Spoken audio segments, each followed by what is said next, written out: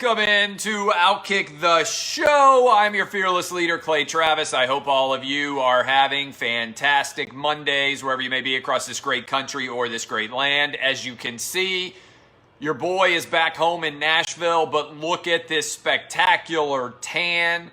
I had an incredible time down in the state of Florida on the Gulf Coast, and so I hope all of you had a sterling time as well, and we will hopefully have a spectacular week here as we get underway. All right, bunch of different things off the top. I got a ton of subjects to dive into, but I want to say right off the top, if you are not reading Outkick, the newly expanded must-see, must-read Outkick, then I frankly don't know what you're doing with your life. And also, you need to be signing up for the Outkick VIP. Downstairs right now, we have 250 autographed copies of my latest book going out. That is the people who just in the last couple of days have been signing up for the Outkick VIP. We are going to have a VIP section with thousands of members. The message board is going to be wildly active, and you are going to be able to go in there and post any comment that you want after the articles if you're a VIP. You get a VIP phone line to call the radio show when we take calls like we're going to do tomorrow. And you're going to have access to events featuring me, Jason Whitlock, and other Outkick writers. A lot of cool stuff coming your way, exclusive content, awesome opportunity, and you get an autographed copy of my book in the short term because I'm about to be sold out of all the books that I have in the house that were still waiting for VIP members. We're sending out 275, I believe, autographed copies today. So go sign up for Outkick VIP right now. You go to Outkick.com. You can't miss the ad. You will be glad that you did. And by the way, I appreciate all the support for Outkick. Some of you are saying, what can I do? The best thing you can do is sign up for Outkick VIP. Because the money that we make from Outkick VIP, we're going to roll back into hiring new writers, and we're just going to continue to expand the amount of content that we have. So if you want to directly support Outkick, the best thing that you can do is sign up for Outkick VIP. I think we're going to have a lot of people in there. I know we are based on the way people are signing up. But our business manager, our CEO, is saying, hey, I think we're going to have 100,000 Outkick VIPs before all is said and done. I said, that's crazy. So that's crazy. Let's get to 10,000, and I'll be happy at 10,000. He said, you're an idiot. We're going to get to 100,000. So anyway, lots of people are signing up. Go get signed up today. All right, we got a ton to get to. Coronavirus update. Colin Kaepernick to ESPN. Patrick Mahomes. College football in spring is one of the dumbest ideas I've ever seen. Trump versus Bubba Wallace. Larry Scott. Harvard, $49K a year to watch on your computer screen for most of the students. Major League Baseball testing, they had months to get it right. They still haven't gotten it right. Peter King is offended by competitive hot dog eating, and NBA jersey messages are propaganda. We'll get to all that in a moment. But first, I want to start with this, the coronavirus update. I don't know why. Almost everywhere you look in the media, no one is focused on the single most important data point right now, which is what's happening with deaths. We completed on Saturday 10 straight weeks of declining deaths since late April. The number of deaths have plummeted, all right? On Saturday, we hit a new low of 254 deaths in the entire country. On Sunday, we went even lower, 209. I've looked at the numbers coming in today. It doesn't look like Monday is going to be a massive number. On Tuesday, we'll probably get a blip up and everybody in the media will be running around like their hair is on fire. But the overall trend line for 10 straight weeks, and it looks like it's going to be 11 straight weeks, although we'll have to wait and see, is for deaths to continue to decline. All right? It's a big deal. There are roughly 7,500 people every single day who die in the United States. I wish that didn't happen. But on Sunday, 2.8% of all people dying died with the coronavirus. I say died with the coronavirus because just because you have the coronavirus doesn't mean it killed you. Most people dying of the coronavirus have massive amounts of comorbidities, are unhealthy, are aged. In the state of Florida, the average age of death from the coronavirus is older is older than the average age of death in the country as a whole. All right. So all of this, when you actually look at the data, 254 deaths on Saturday, 209 on Sunday, it is going down in a hurry. Now, what I've said, I don't know that it's going to continue to go down. At some point, we have to learn how to live with the coronavirus. It is not going to completely disappear until some latter day when we have a vaccine. And even that is presuming that the vaccine is going to be 100% healthy, which often isn't the case. And so I believe what we need to be doing is having people who are young and healthy go to work, live their lives, protect people who are in nursing homes where the vast majority of deaths are occurring. Guys, if you don't live in a nursing home, even if you get this, you have a 99.8 or 99.9% recovery rate. If you just don't live in a nursing home, if you're just not over the age of 80. Now, I have family members who are over the age of 80. I love them. We need to be smart about the way that we protect them from this virus. But this idea that somehow everybody is in danger right now is utterly insane. There is actually no way imaginable that we shouldn't all be back to work right now based on the data that is out there. Now, there's a lot of fear porn out there about Texas, about Florida, about Arizona, about California, and there's no doubt that rates are increasing in those states, but almost all of those cases are in people in their 20s and 30s. And inevitably, if you're on social media, somebody will be like, well, this person was 100% healthy and then they ended up dying of the coronavirus. That happens all the time, right? Oh, look at this 26-year-old. Oh, look at this 41-year-old. Oh, look at 34. That's not normal, right? Bad things happen. But if you are under the age of 50, you are more likely to die driving to and from work than you are from the coronavirus. And so data matters. Data the last 2 days, 254 deaths on Saturday, 209 on Sunday. The overall death rate has declined for 10 straight weeks. It should be the number one story in America today. And for most places, it is not. That is the latest on the coronavirus. ESPN, for a long time, tried to argue with me that they weren't ESPN, that they were not the People's Republic of Sports, that they were not Wokecenter. They went ahead and ended all doubt that they are, in fact, a Wokecenter today when they announced that they were hiring Colin Kaepernick. If you haven't seen this yet, Colin Kaepernick has been hired so that ESPN can create a hagiography documentary about Colin Kaepernick's life that is going to be produced by Jemele Hill. If you ever wondered what kind of documentary this was going to be, the fact that Jemele Hill is involved in producing it eliminates all uncertainty. All right? This is the triumph of Wokecenter. ESPN has won. This is absolutely toxic for ESPN's brand, and they're going to find this out. Every few years, they decide, you know what, we're going to do Wokecenter, and then they get the results, and they fail. They did it with the ESPYs this year. Lowest rated ever, dropped by 81%.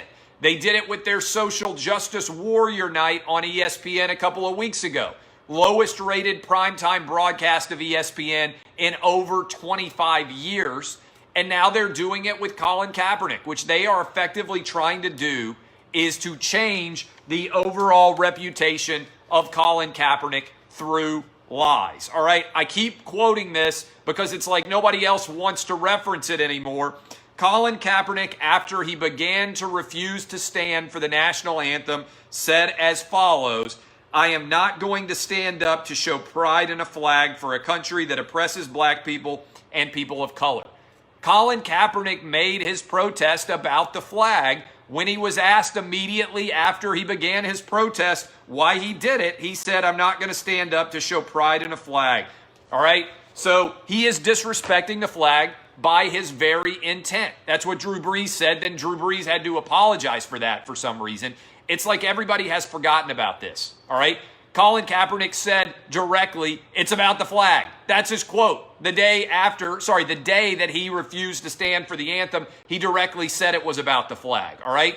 Also, He called Fidel Castro a hero, said he wished America was more like Cuba, wore pig socks, said that police were modern-day slave catchers yesterday or 2 days ago on July 4th.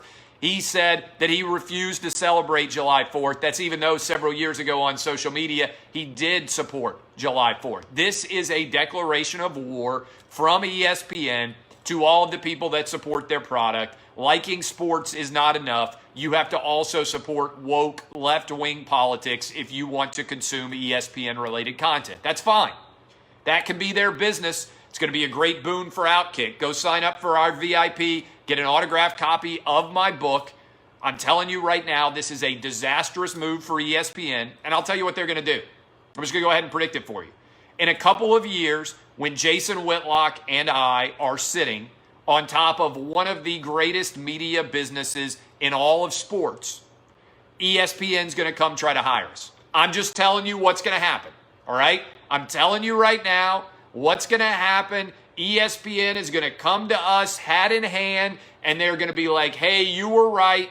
We destroyed our business. We made a mistake in deciding to lean into Colin Kaepernick and Wokecenter and ESPN, and they are going to see our business, which is going to be on fire in a good way, in 2 years, and they are going to come to us hat in hand, and they are going to be begging us to come work for them. And I look forward to it. I do look forward to that begging, and 2 years might be too far. It might be next year. I look forward to that total and complete on their knees begging that is going to end up happening. In the meantime, ESPN hiring Colin Kaepernick is the best thing that can ever happen to our business, because if you're reasonable, if you're just not a far left wing, America is an awful human being believer, right? Then there's no other source for you to get sports news but us. We're it. If you believe that ESPN and the Wokecenter and ESPN and all that stuff, you can go get the 25% of the public and you can fight over them. You can fight over them like everybody in social media is doing in sports media to try to be the wokest. If you're the 75% of the other American public sports fans, it's Outkick. That's who you're going to be coming after. So go check out Outkick, bookmark it, sign up for our VIP, and stick a middle finger up in the direction of ESPN's decision to go hire Colin Kaepernick and create a hagiographic documentary of him. On top of that, Patrick Mahomes. Patrick Mahomes has just become the highest paid player probably in the history of the NFL. The NFL, which is under siege for not being woke enough, just made another minority the highest paid player in the history of its league. As we talk about on Outkick regularly, the NFL has created more black millionaires than any business in world history, and it may end up creating a billionaire in Patrick Mahomes before all is said and done. He has agreed to a 10-year extension on top of the 2 years that he has remaining on his contract. Whatever this dollar figure ends up being, it will be the most lucrative in the history of the NFL. Now, it may not even be a finite dollar amount. It may be connected to the overall salary cap, where he gets a percentage of the salary cap as it continues to raise in the years ahead. What exactly that will be worth remains to be seen, but it is certainly going to be an impressive amount of money, the likes of which we have never seen before in the NFL. Patrick Mahomes getting paid in a really massive and huge way. All right? And so I give all the credit to Patrick Mahomes. I don't blame the Chiefs for wanting to sign him to a long-term deal. He deserves everything he gets. But I will say this. Got to be careful about paying too much for a quarterback, even one as good as Patrick Mahomes. Because if you look, Russell Wilson and the Seahawks made their run without Russell Wilson making $35 million a year. Dak Prescott and the Cowboys made their run without Dak Prescott making $35 million a year. If you look out there at the recent history of young quarterbacks, Deshaun Watson and the Texans made their run. There are a lot, Carson Wentz and the Eagles. There are a lot of teams that get a young quarterback in and then are able to go out and make a big run. But once you start paying a quarterback what he is worth, it curtails a lot of your salary cap flexibility. Jared Goff with the Rams is another one. Typically, the success level of those teams goes down once they have to start paying what their quarterback is worth, whether it's Jared Goff, whether it's Russell Wilson, whether it is Carson Wentz, whether it's Dak Prescott. There are a lot of teams that get in on the young quarterback era, but then as soon as they have to actually pay, they end up costing money. So the Chiefs, to their credit, have already won a Super Bowl in, year 3 of Patrick Mahomes? And I think he will win multiple Super Bowls in the NFL, but it gets more difficult once you start making the dollars that you actually deserve. So we'll see what ends up happening going forward with Patrick Mahomes. I got to tell you, one of the dumbest ideas I have seen start to get traction of late with the woke idiot sports media on Twitter is the idea of spring college football. Let me give you 3 reasons why spring college football is lunacy. First of all, if you're concerned about the coronavirus, there's no guarantee that things are going to be better in January, February, and March. Actually, it's more likely that things will be worse because that's the height of cold and flu season.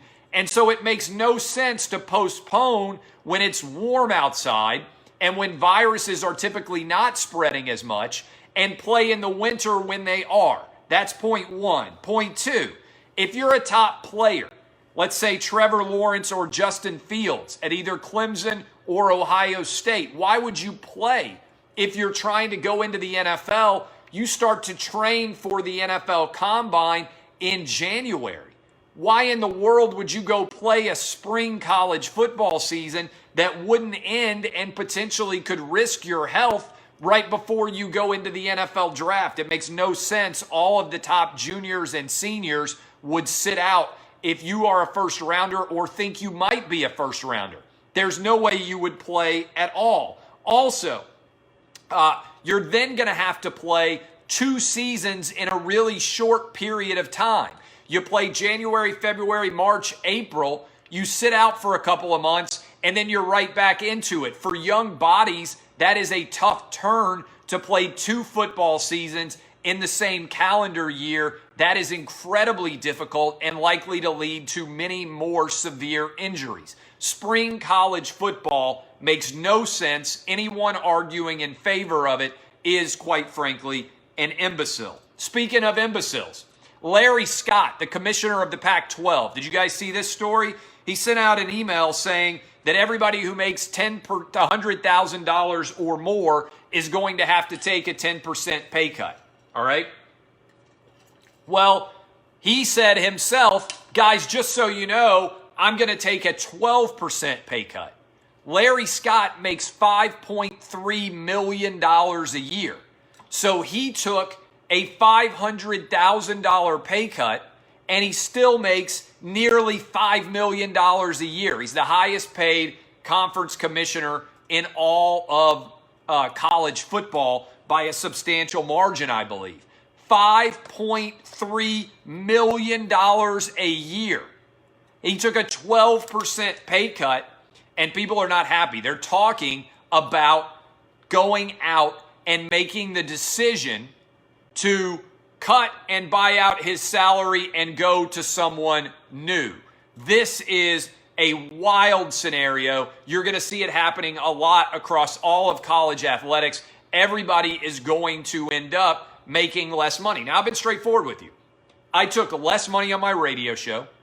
I took less money on my television show.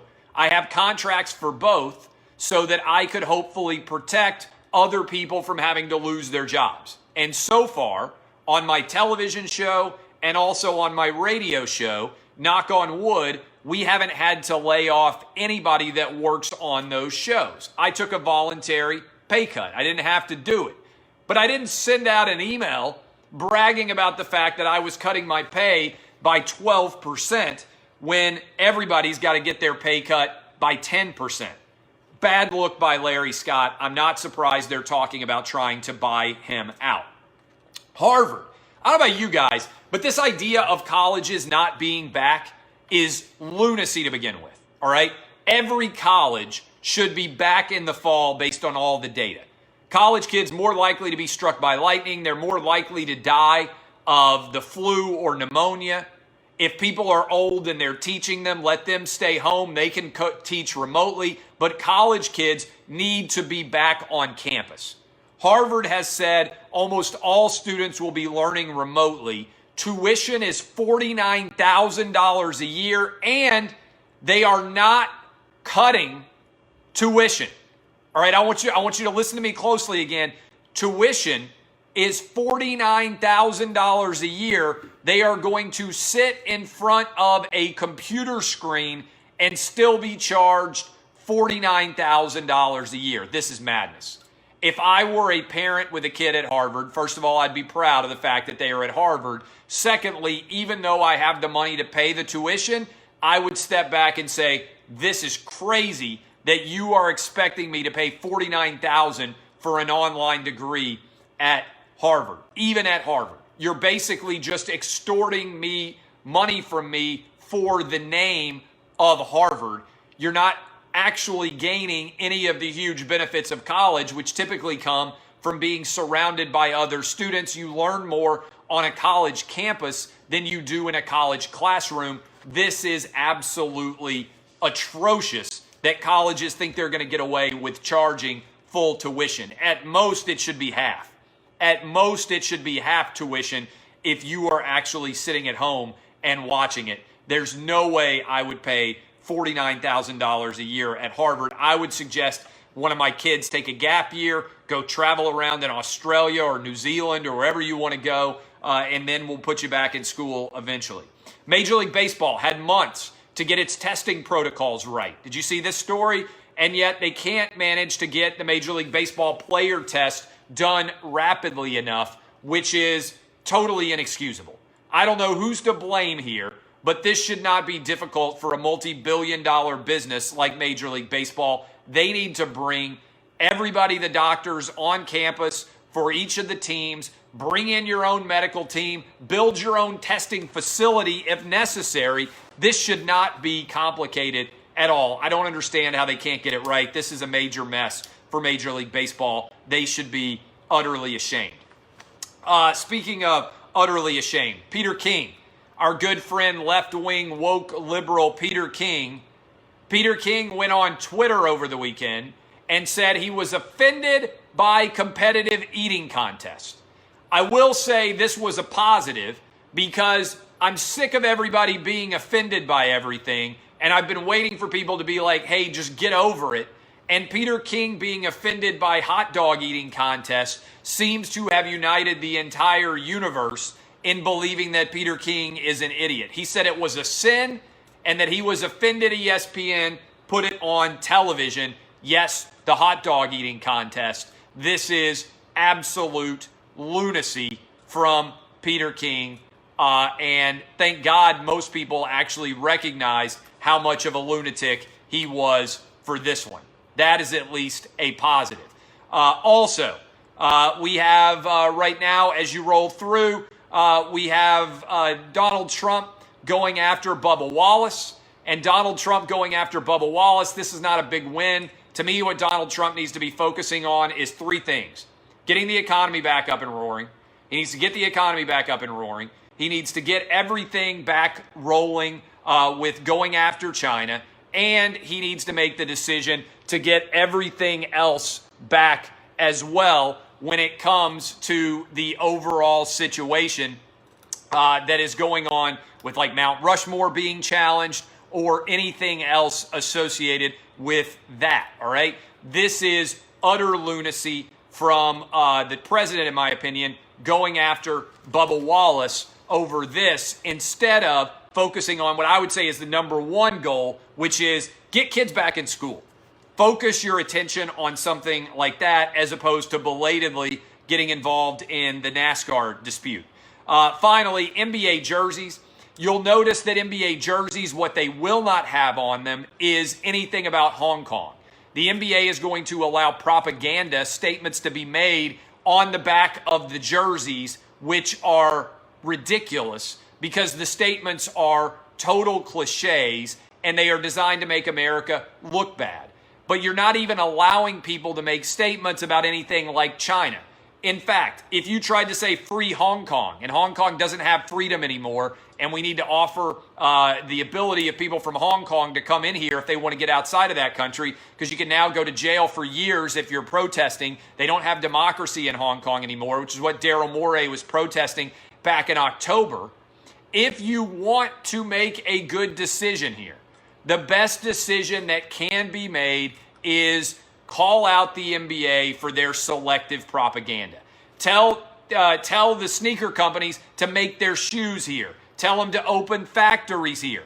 Tell Hong Kong and people in China that they deserve basic human rights. None of that is actually happening. The NBA is tearing down United States values and propping up Chinese values because China is going to use this as propaganda to justify their attack upon American exceptionalism, even though China doesn't have basic human rights. I call out the NBA here for selective political endorsements and call them out in a massive way for not recognizing the human rights of 1 billion Chinese people and not calling China to account for human rights violations, for internment camps, for basic slavery, all of these things that NBA players claim that they care so much about. They don't say a word if China is involved. They shut up and dribble.